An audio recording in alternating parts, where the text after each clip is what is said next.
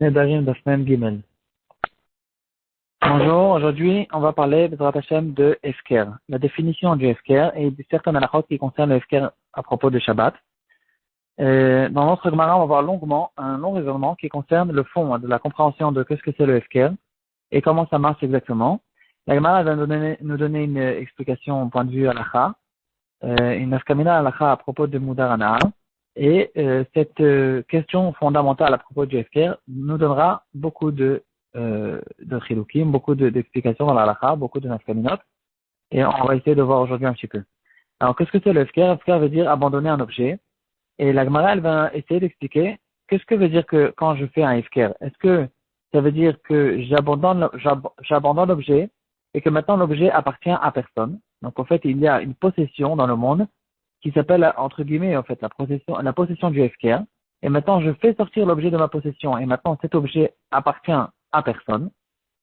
Ou bien non, Hefker veut dire qu'il n'y a pas de possession comme ça, c'est quelque chose qui n'existe pas. Hefker veut dire maintenant, je sors cet objet, l'objet reste dans ma possession, et je donne une permission à qui que ce soit, n'importe quelle personne qui voudra maintenant faire un kinyan dans cet objet, il aura le droit. En fait, c'est une permission, c'est un objet qui m'appartient, et je donne une permission à qui que ce soit de venir faire un kinyan dans l'objet.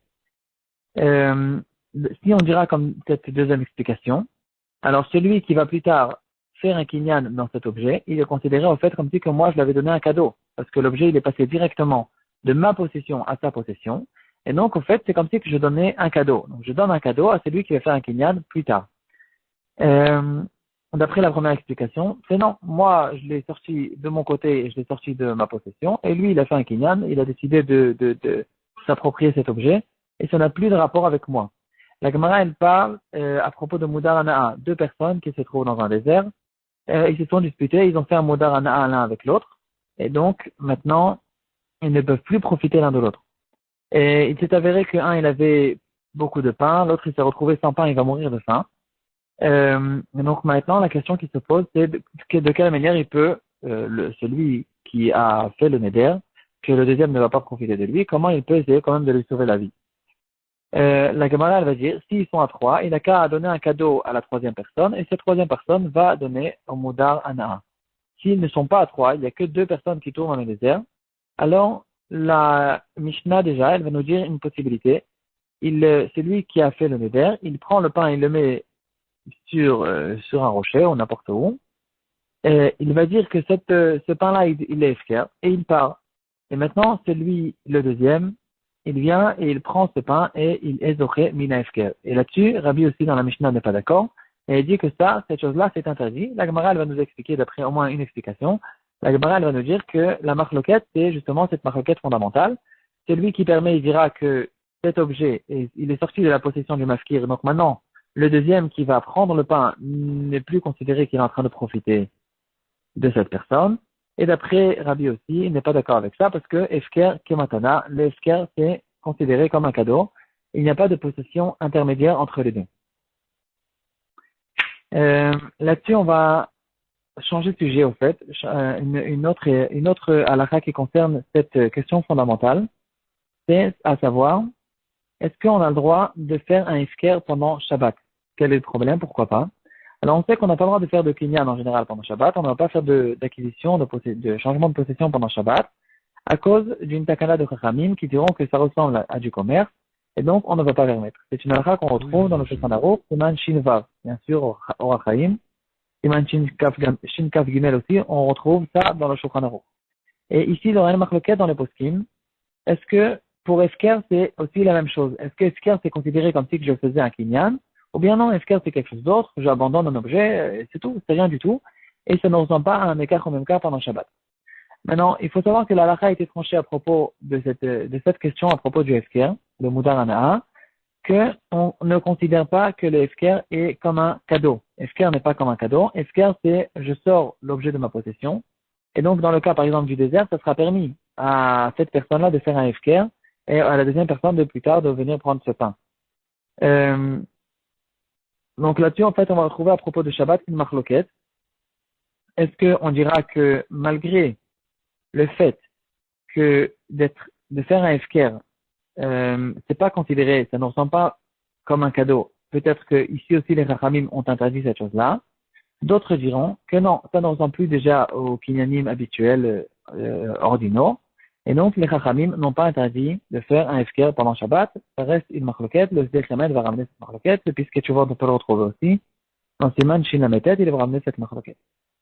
Le Shmirat Shabbat Kelcheta, il va nous dire que même si on pense qu'on ne peut pas faire un hefker pendant Shabbat, on doit être marqué là-dessus, quand même, si c'est pour une mitzvah, c'est quelque chose qui est permis.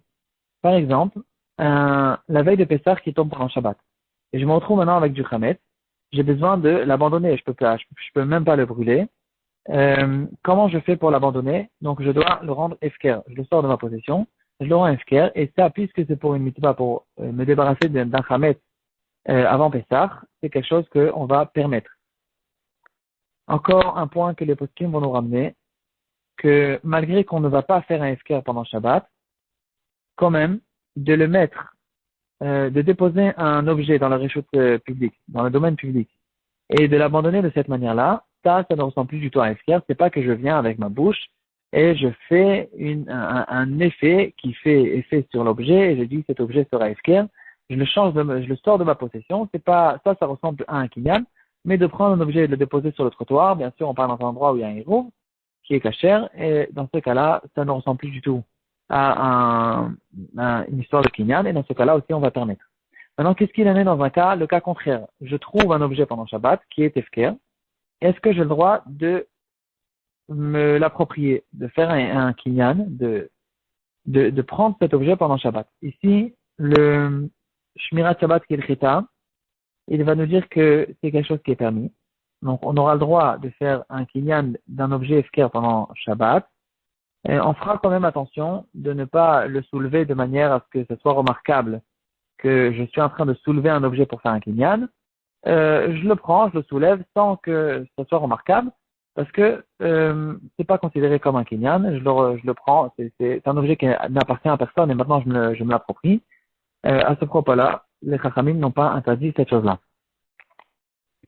Si déjà on a parlé à propos de la veille de Pessah, alors il faut savoir aussi, et du Efker, il faut savoir aussi que de manière générale, quand je mets un Chametz et j'ai envie de le faire sortir de ma possession, alors il faut faire attention. Si par exemple la poubelle, c'est une poubelle qui appartient à moi, ou même en partie appartient à moi parce qu'elle appartient à tout l'immeuble, dans ce cas-là, c'est pas considéré que le Chametz, je l'ai sorti, ce n'est pas considéré que j'ai sorti le Chametz de ma possession.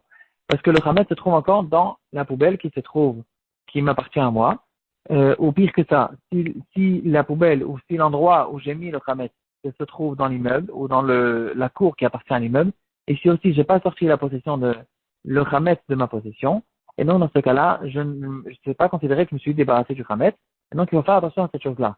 Quand je veux me débarrasser du Chametz en le faisant efker, si je ne vais pas brûler ce Chametz, alors dans ce cas-là, je dois le mettre autre part, dans un endroit qui n'est pas ma cour, qui n'est pas ma poubelle, et c'est que comme ça que je suis considéré que j'ai considéré au fait que le Chametz est sorti de ma possession.